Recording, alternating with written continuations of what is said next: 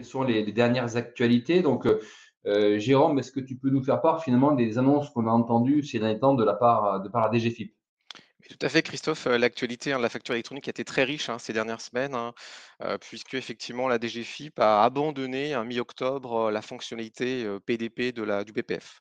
Concrètement, ça veut dire que les entreprises, ne pourront plus utiliser le PPF pour déposer ou recevoir leurs factures.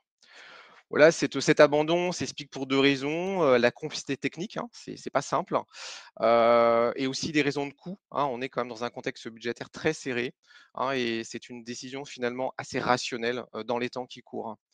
Alors les conséquences, c'est que toutes les entreprises, il y en a plus de 8 millions en France, devront trouver une PDP, une ou des PDP, pour se connecter, c'est-à-dire pour échanger des factures entre elles et également pour envoyer leurs données, au PPF.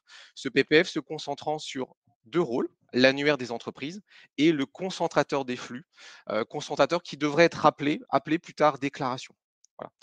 Alors, dans ce paysage finalement qui se simplifie, disparaissent un peu les OD, qui pouvaient se connecter au PPF, voilà, sans se connecter, entre elles et également la possibilité de se connecter directement.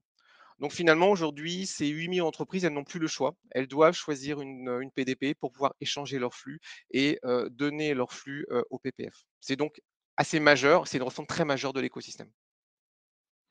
Ok, merci Jérôme. Donc le sujet des plateformes finalement privées sera stratégique et essentiel puisqu'il n'y aura que cette voie pour échanger et recevoir vos factures. Et qu'en est-il du calendrier, Jérôme? Eh bien, il est inchangé. C'est-à-dire que la DGFiP, a fait le choix de réduire son périmètre, mais pour pouvoir, effectivement respecter le calendrier. Donc on est toujours, sur une obligation, de recevoir les factures au 1er septembre 2026, avec une obligation d'émission pour les grandes et les ETI à la même date et une obligation d'émission pour tout le monde au 1er septembre 2027. Voilà. Donc un calendrier fiscal qui est inchangé. La DGFiP a eu l'occasion également de préciser, la semaine dernière un petit peu les jalons projets, j'ai envie de dire, pour aller jusque-là.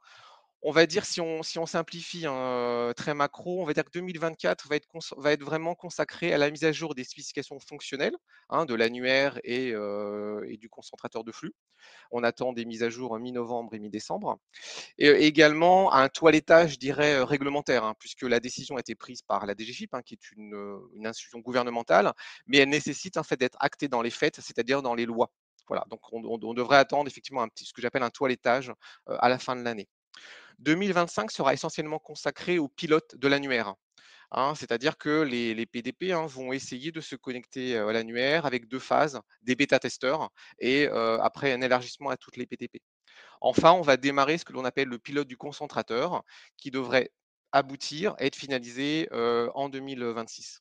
Voilà, donc ces annonces sont assez rassurantes, On voit bien que la DGFiP est en mode projet, qu'elle avance. Voilà, donc c'est plutôt rassurant et ça laisse penser qu'il n'y aura pas de retour en arrière, puisqu'elle a fait le choix finalement d'abandonner un périmètre pour aboutir en fait, aux obligations 2026 et 2027. Et notre conviction chez Tuxim, c'est qu'il n'y aura pas de nouveau décalage puisque là, le VIDA, va également avancer. On annonce effectivement un début de VIDA autour de 2030. Ok, très clair. Alors, notre devoir de conseil, et c'est aussi c'est le sujet de l'anticipation. On a évoqué qu'il y a quasiment plus de 8 millions d'entreprises qui vont devoir s'équiper d'une PDP. Donc, quand on voit qu'il y a 75 à peu près acteurs qui sont en phase d'immatriculation ou immatriculés, il y aura forcément un goût d'étranglement. Donc, l'anticipation est de mise sur ces sujets-là. Et vous le verrez notamment au travers des différents chantiers à mener. Les projets ont déjà démarré et on voit que l'anticipation va être un élément stratégique.